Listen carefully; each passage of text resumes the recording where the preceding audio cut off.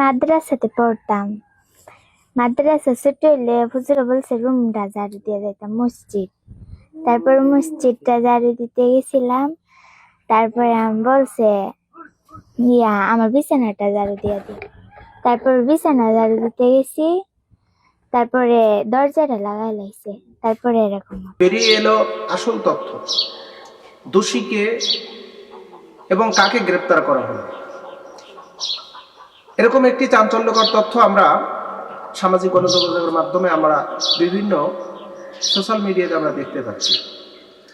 নেত্রকোনা জেলার মদন উপজেলার এই মহিলা মাদ্রাসার যেই 11 বছরের কিশোরীকে ধর্ষণ করে অন্তঃসত্ত্বা করা হয়েছে, এই বিষয়টা আজ এখন সবার মাঝে প্রশ্নবিদ্ধ।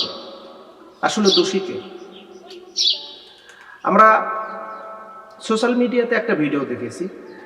ভিডিওতে এখানে এই ছোট্ট কিশোরী অর্থাৎ যে ভিকটিম, যে গর্ভবতী, এই গর্ভবতীকে জিজ্ঞাসাবাদ করাতে তিনি উত্তর দিয়েছেন।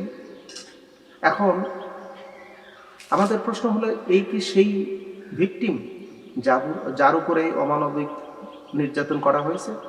আচ্ছা, বাদ দিলাম আপনার এই ভিকটিমকে, বাদ দিলাম। এবার হুজুরের কথা, যাকে দোষারোপ করা হয়েছে তিনি কিন্তু তার বক্তব্যের মাধ্যম দিয়ে কিন্তু প্রকাশ করেছে যে তিনি এই কুকর্মের সাথে সম্পৃক্ত না, তাকে ষড়যন্ত্র করে ফাঁসানো হয়েছে। এবং তিনি আরো বলছেন যে মেয়েটি তার নানার সাথে রাত্রিতে থাকে,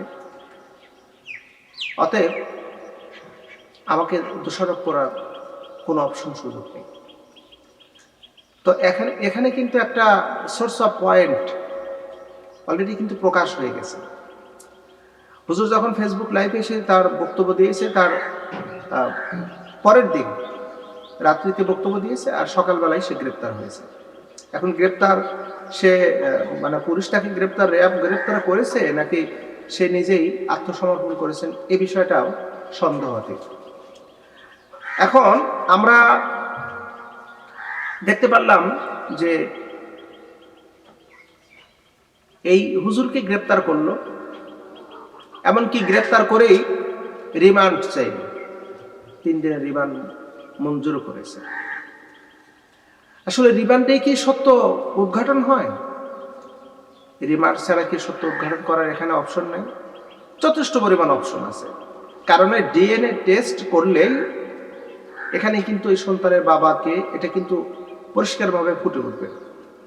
সন্তানের বাবাকে এটা কিন্তু জানা যাবে, সত্য বের হয়ে আসবে। তো অযথা রিমান্ডে নিয়ে এই আলেমকে নির্যাতন করার কোনো অপশন আছে? কোনো সুযোগ নেই।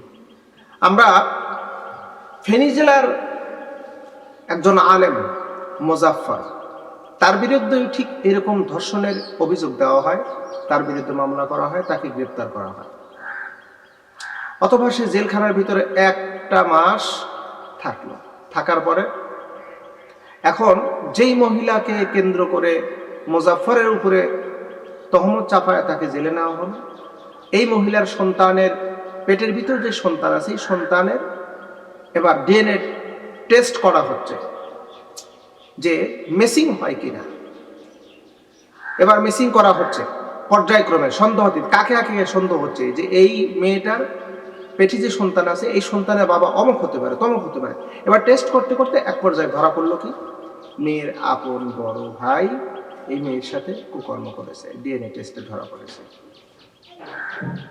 এখন প্রশ্ন হলো যে অভিযুক্ত একজন আর অভিযুক্ত করা হচ্ছে আরেকজন, দোষী একজন, অভিযুক্ত করা হচ্ছে আরেকজন। এই যে একজনের বোঝা আর একজনের উপর যে চাপায় দিয়ে আপনি যে জুলুম করলেন, এই জুলুমের দায়ভার নেবে কে? পরবর্তীতে মোজাফফরের অবস্থা কি হলো? মোজাফফরের পরিবার পরিজন আত্মীয় স্বজন তাকে পরিত্যক্ত করবে। তার 2টা চাকরি ছিল, একটা মসজিদের চাকরি ছিল, চাকরি চলে গেল। একটা ইসলামিক ফাউন্ডেশনের চাকরি ছিল, সেটাও চলে গেল। তাহলে 2টা চাকরি অলরেডি চলে গেছে, আত্মীয় স্বজন তার কাছ থেকে দূরে চলে গেছে। এই যে মানুষকে হয়রানি পেরেশানি কষ্ট দেওয়া, এটা তো আল্লাহ সহ্য করবে না। আইনের সুশাসন প্রতিষ্ঠিত যদি আমরা দেখতে না পাই, আমাদের দেশে যদি আইনের সুশাসন প্রতিষ্ঠিত না হয়, বিচার বিভাগ যদি প্রতিষ্ঠিত না হয় সঠিকভাবে, তাহলে তো আমরা কোথায় বিচার পাবো? কোথায় আমরা কোন জায়গায় গিয়া সঠিক আইনের বিচার পাবো আমরা? কোন জায়গায় গিয়ে? এই যে আমানুল্লাহ সাগর, এই মহিলা মাদ্রাসার মোহতামিমকে যে গ্রেপ্তার করা হলো, রিমান্ড নিল, রিমান্ডের ভিতর থেকে কি বের হয়ে আসবে? যদি ডিএনএ টেস্ট ব্যতীত যদি রিমান্ডে যদি নেওয়া হয় তাহলে সঠিক বের হবে না। বের হবে কি? যে হুজুর নিজেই স্বীকারোক্তি দিয়েছে, সে নিজেই এই কাম করেছে, মহিলাটা প্রেগনেন্সি হয়েছে, মহিলার পেটে যে সন্তান, এই সন্তানের বাবা হলো হুজুর। জোরপূর্বক ভাবে হয়তো এখন তো আমরা তো তথ্য আমরা আসলে সঠিকভাবে বুঝতে পারতেছি না, মানে কোনটা সঠিক কোনটা ব্যাঠিক সংবাদ আমরা আসলে নির্ণয় করতে পারতেছি না। বড় আফসোস, আমাদের কিন্তু খুবই আফসোস হয় যে আমার দেশের সংবাদের উপরে, সাংবাদিকদের তথ্যের উপরে ভিত্তি করে আমরা যে সত্যটাকে যে যাচাই করে নেব, এই অপশনটা, সুযোগটা নেই। এটা হলো আমাদের জন্য সবচেয়ে দুর্ভাগ্য যে আমরা সংবাদ শুনলাম, সাংবাদিকদের তথ্য পেলাম, আর আমরা ধরে নিলাম যে এটাই সত্য, এটাই বাস্তব। আমার দেশের ঘটে একটা আর প্রচার হয় আর একটা। এই হলো এই দেশের অবস্থা।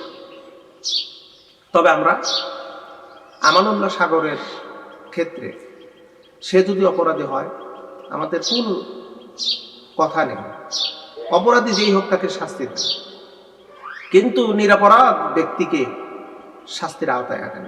এটা হলো আমাদের চূড়ান্ত দাবি।